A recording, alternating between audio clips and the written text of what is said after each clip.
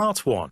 You will hear a conversation between a man and a woman as the woman inquires about schools for her children. First, you have some time to look at questions 1 to 6.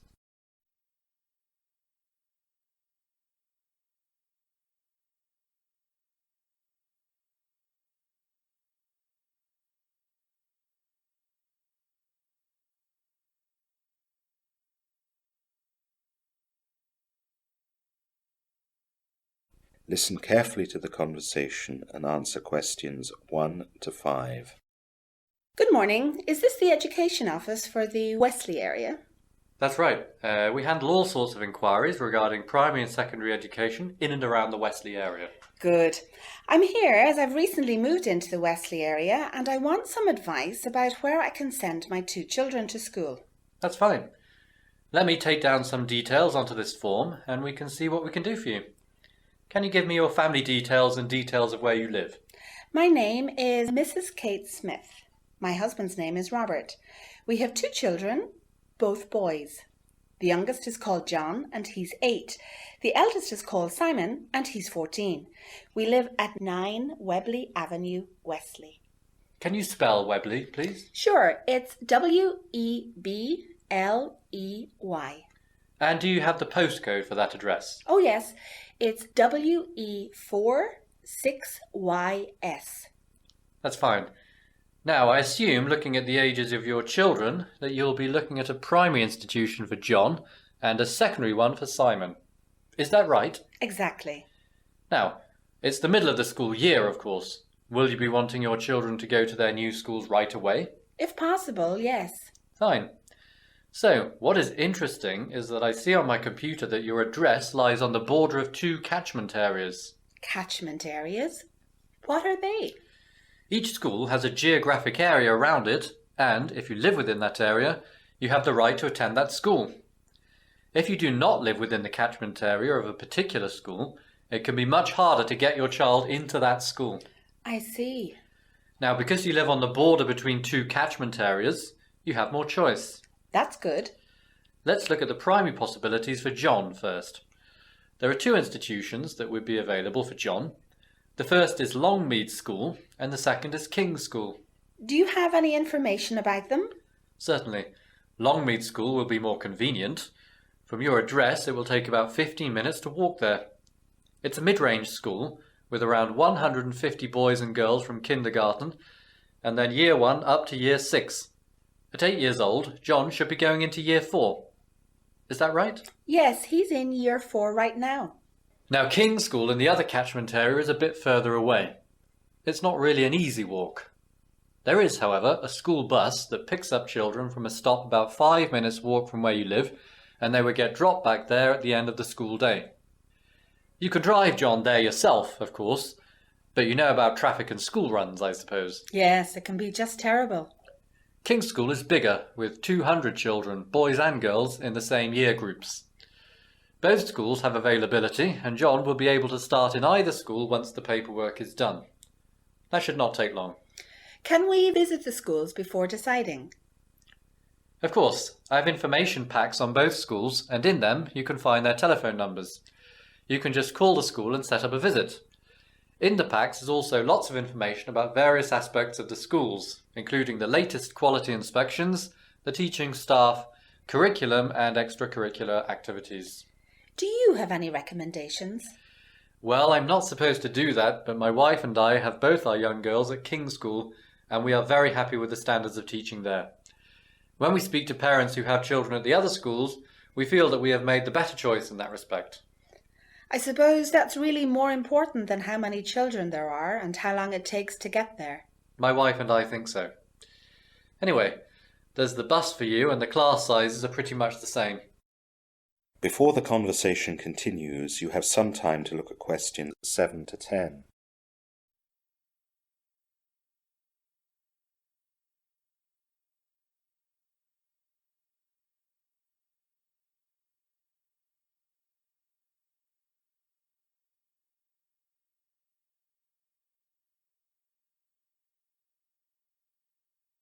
Now listen carefully and answer questions 7 to 10. So, Shall we look at secondary schools for Simon now? Yes, please. Similarly, you have a choice from 2 catchment areas. In the same catchment area as Longmead School, there is Walcott School. It has 800 boys and girls and offers places for children from year 7 to year 13.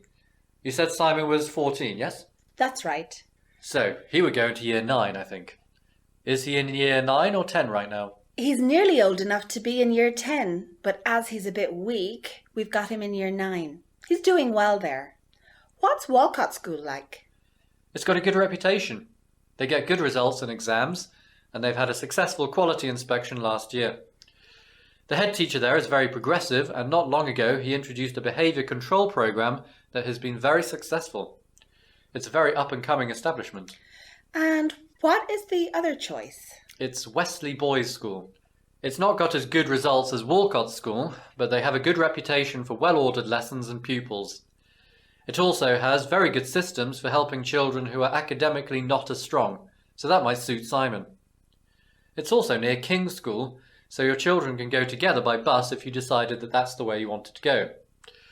Wesley Boys, as the name suggests, is only for boys. Some people like that and some don't.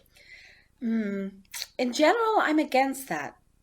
Well, that's quite a lot to think about. Do you have information packs about the secondary schools for me? I have one for Walcott School, but we run out of packs for Wesley Boys. Some more arrive tomorrow, so I'll put one in the post immediately. Today's Tuesday, so you will get it on Thursday. That's great. Thank you. You're welcome. Now, is there anything else? I will go and visit the 4 schools with the boys and then decide.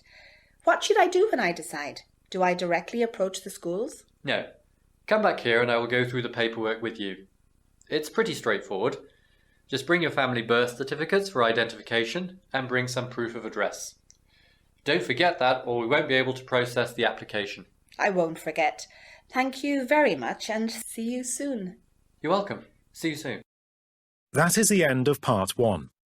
You will now have half a minute to check your answers.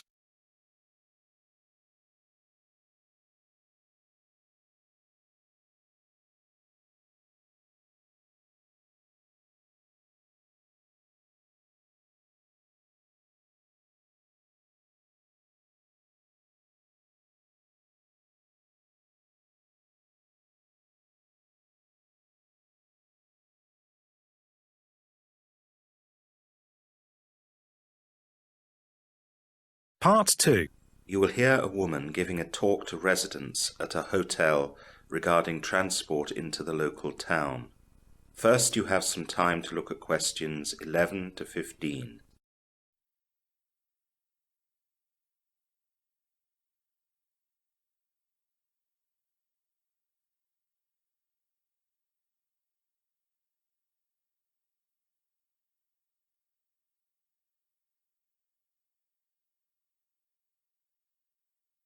Now listen carefully to the welcome speech and answer questions 11 to 15.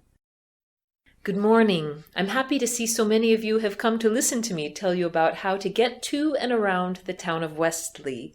I hope you've enjoyed your first breakfast here at the Lenton Hotel and that you're ready to venture out and explore our lovely town.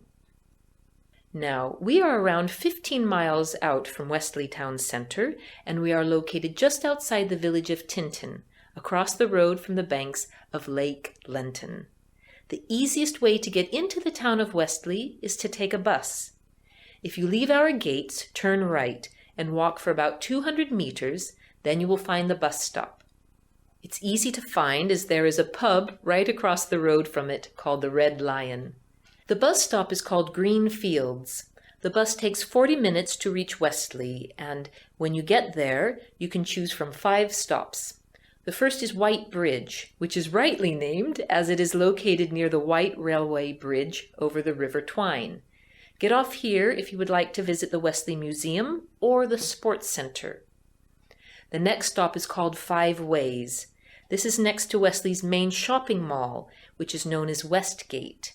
The next stop is City Stop, and get off here if you want to wander around the town centre and shop or see our sights, such as the town hall, the old market square, or the memorial fountain. The 4th stop is Main Station. You can access rail services here if you would like to visit any nearby towns. This stop is also near the town cinema. Finally, the bus terminates at the central bus station. Here you can change to any bus that is on the Wesley network, and you can also find nearby the football and rugby clubs, the ice skating rink, and Wesley Library, which is just before the bus station. The cost of getting to any of the Wesley stops is £4 each way, but if you buy a return or Wesley Freedom ticket, the whole cost is half the price of a single fare. The buses run to and from Wesley every 30 minutes, but between 9 p.m. and 7 a.m. the service is hourly. You now have some time to look at questions 16 to 20.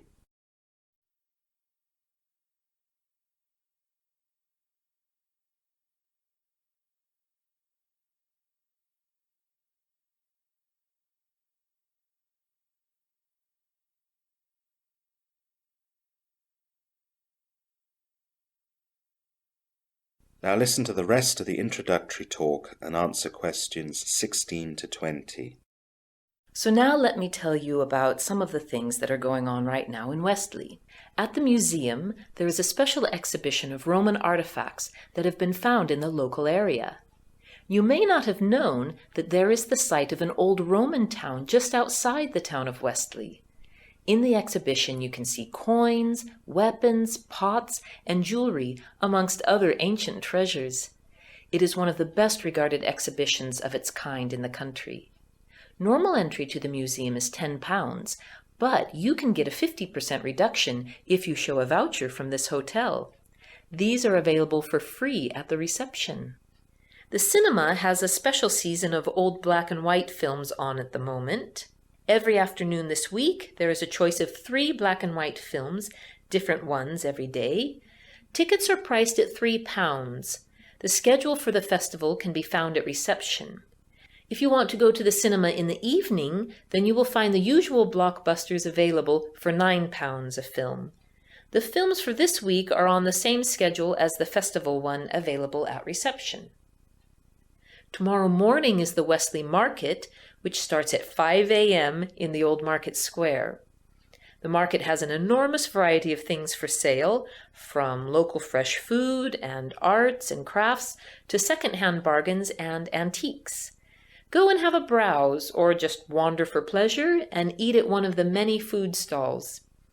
The weather forecast for tomorrow morning is excellent, so you could have a very interesting morning. The market closes at midday, but you might find all the bargains are gone if you arrive too late.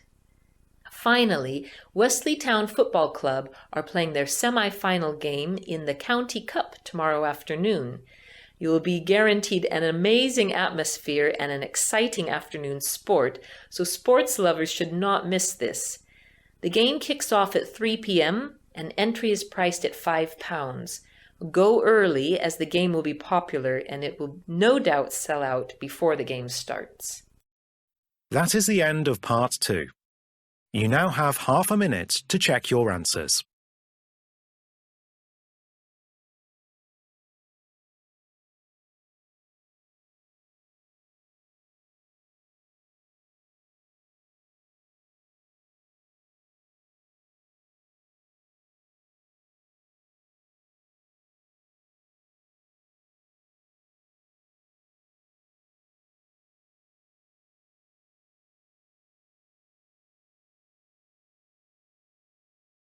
Part 3.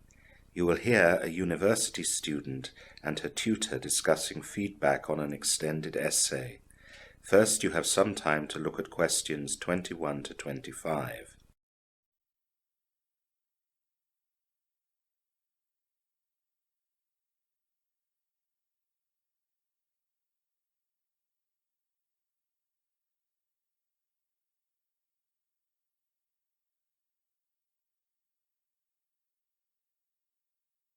Now listen carefully and answer questions 21 to 25. Good morning, Jane. Thank you for coming in so early this morning. That's no problem, Dr. Mills. Thank you for agreeing to meet with me to give me the feedback of the first draft of my extended essay on video games and violence. Oh, that's no problem. I enjoyed reading it. It's an interesting topic. You've made some interesting analysis. So, let's look at my notes. The first thing I wanted to discuss was your essay question. Now, the question you have here is not the question that we agreed upon before you began writing. That's true. I changed it as my research started pointing me in a different direction. You should really have consulted me first. The question you have here does not have the focus that it should. I've made some notes on your cover page and on how you should change the question. Okay, sorry about that. Don't worry. Students commonly do this. Now, the next thing is your introduction. You do quite a good job here presenting the direction of your essay. There's some spelling that you need to fix, though. This will create a very bad impression on an examiner, so you should look for these errors with great care.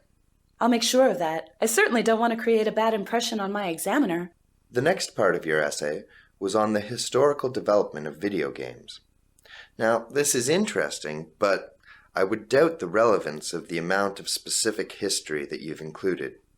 Your question focuses on video games and violence, so a historical overview is important, but you should just provide this fairly briefly, or you'll use too many words on it. I think I must have got carried away there. You're right. I did find it interesting. Now, the next item I'd like to discuss is your use of examples. The first thing is that you lack the right number of examples to prove your points. You only look at 3 or 4, and none of them in a detailed way. You should review briefly at least 6 to 10, and review at least 1 and preferably 2 in real detail in terms of the violence that is present within the game. This will provide your essay with increased credibility. You're right. I find the whole subject fascinating, but I have little detailed knowledge of any particular video games. I tried reading some reviews of various video games, but the details from those I already included in the essay. I don't really know where I can get more detail on this without buying some games and playing them. Even then, it would take too long to get all the detailed knowledge I need. It's hard to find detail like this, but I have some suggestions to help you. Blogs are excellent places to find details. First, there are blogs that focus on video games, and there are certain blogs that are focused on violence within video games. If you go through some of these, you'll find plenty of detail from people who play the games. Second, there are consumer watchdog associations that are focused on video game violence. These are filled with reviews of games, but they're solely focused on the violent elements of the games. These two sources will help you get the detail that you need. You now have some time to look at questions 26 to 30.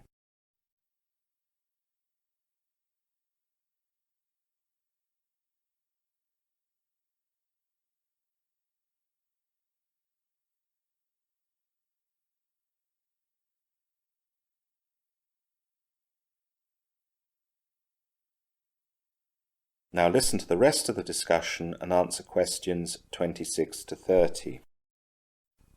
So, moving on. Your discussion of other studies is quite good.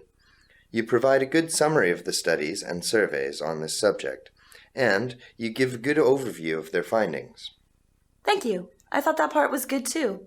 I spent a lot of time researching and reading into the subject. I found lots of resources online and in the library. Yes, it's an in vogue subject right now. So you're strong in this section. But what I feel you're missing is some kind of way of comparing the figures that you've found in these different studies. At present, you show the different figures in paragraphs on different studies, but this is a bit confusing. Maybe at the start or the end of this section, you should provide a table where you can present all the relevant statistics next to each other. In that way, the correlation that you identify will be more easily seen. Okay, I've made a note of that. What next? Your conclusion. Now, I feel that generally this is fine, but what's missing is that in this type of essay, you need to identify what some of the weaknesses in your argument are. This might be, for example, that some of the surveys and the studies that you used as evidence might be of a limited scope, so that the figures provided might not be of sufficient statistical significance. That's just an example, of course. That sounds logical. Anything else? Again, in an essay of this type, You should also identify areas that can be further studied or questions that have arisen from your studies that remain unanswered. At this high level, things like this are expected in the best essays, and so, if you overlook them, this can reflect badly on your essay and reduce its overall grade. That's great advice, Dr. Mills. I know what you mean. I certainly know the sort of things that should be in my essay with regard to that. So, is that it? One more thing. I know I've told you to look at lots of different areas, but there's also the issue of your word count. You know the limit is only 5,000 words, and you've exceeded that by 400 exactly in this first draft. It's important that your final draft is on or beneath the limit. Now, it's quite difficult to cut one's word limit down, but the essence of good writing is in the redrafting and editing process. It's normal and advisable to cut your word count down on a second draft by using language more economically. I told you earlier that you were too wordy in your section on the historical development, so that's at least one area where you can cut down on your word usage. That's fine, Dr. Mills. Of course I had noticed that I was wordy, but I'm sure that I can sort this out for you by the final draft. Oh, and don't forget your appendices. Check the extended essay instruction sheet I gave you at the start of the preparation process. The instructions will outline all the documents that will need to be there in your final draft. Make sure that section is complete. That's fine. Well, thank you, Dr. Mills. I'll go off and get started on all that. I might drop by during the week with some questions, if that's all right. Yes, that's fine. Bye then, Jane. Bye, Dr. Mills, and thanks again. That is the end of part 3. You now have half a minute to check your answers.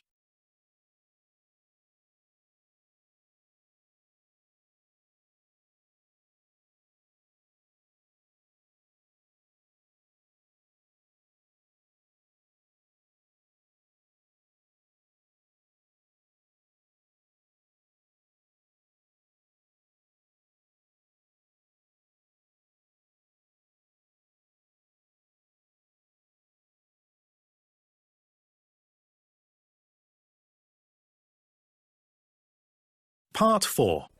You will hear part of a lecture on environmental issues. First, you have some time to look at questions 31 to 40.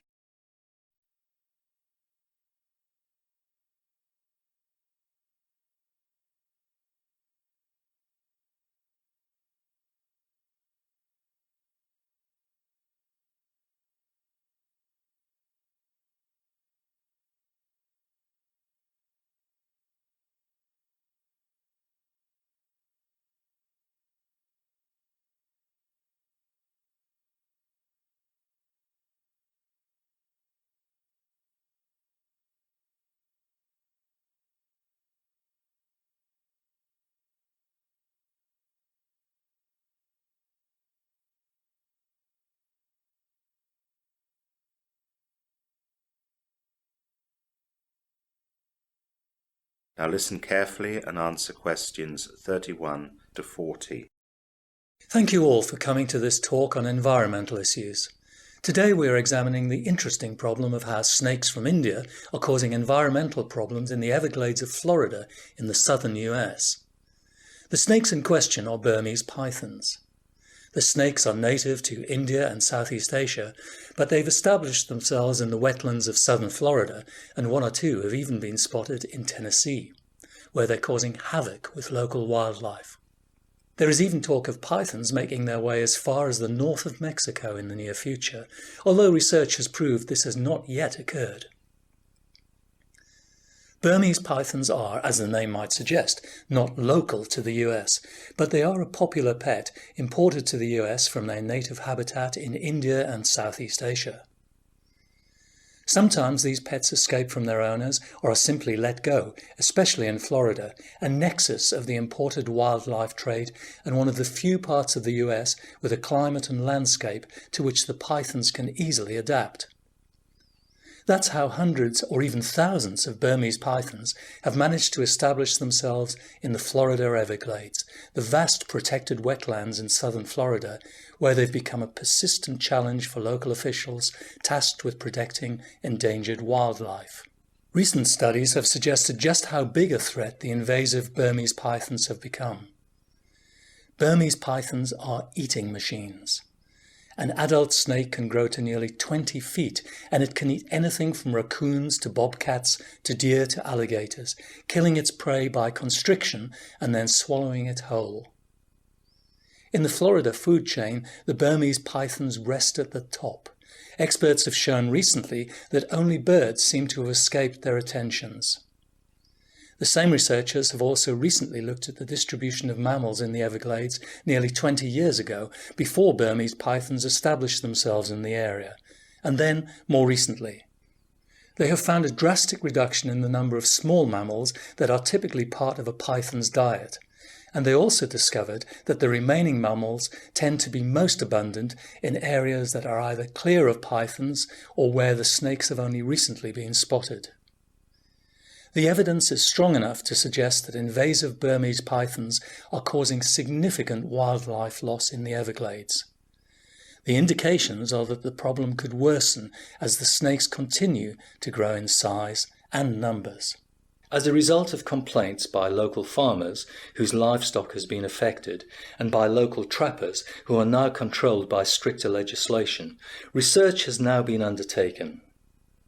One method that researchers have used to measure the effect that pythons have had on indigenous species is to look at detailed nighttime roadkill surveys of the Everglades between 5 years ago and today, and compare that data with similar roadkill surveys taken between the same year period before that, and again the same year period before that. The researchers found that there was a 99.3% decrease in the frequency of raccoon observations, a 98.9% decrease in the frequency of opossum observations, an 87.5% decrease in the frequency of bobcat observations, and a total failure to detect any previously widespread rabbits. Since all of these animals can serve as a python's dinner, and given the fact that the mammals were more common in areas where the pythons hadn't been seen, it's reasonable to infer that the Burmese pythons are affecting the ecology of the Everglades. While the snakes have been spotted in the Everglades for at least the past 2 decades, they were only recognized as fully established 12 years ago. Wildlife officials have tried to remove the snakes, and 400 were taken out 3 years ago. However, the damage may already be done. Right now, the only hope to halt further python invasion into new areas is swift, decisive, and deliberate human action. The trouble is that it's much easier to prevent invasive species from establishing themselves in a new territory than it is to root them out once they've gotten comfortable. The US government recently banned the import and interstate commerce of Burmese pythons and a few other foreign snakes. But, under pressure from the pet industry, other snakes, including the boa constrictor, are still allowed to be imported into the US. The wildlife trade is big business, and importers will resist any new rules. Reptiles alone are worth more than $50 million, and according to the American Pet Products Manufacturers Association, some 11 million reptiles were kept as pets as recently as 2005. Not everyone agrees with the researchers' findings, though. The US Association of Reptile Keepers, a trade group, told journalists that the Burmese python study's authors had jumped to conclusions, and that other work had shown that mercury pollution in the water might be playing a major role in the deaths of small mammals. This may or may not be true, but in any case, invasive species pose a major threat to the US. Another example is the Illinois River problem with invasive Asian carp, which costs the US some $120 million a year. And the python problem may not stay localized to the Everglades. These pythons do not stand still, and the US Fish and Wildlife Service reports that they're adapting to colder climates and may be expanding their range. We need to watch out as, after all, humans are small mammals too. That is the end of part 4. You now have half a minute to check your answers.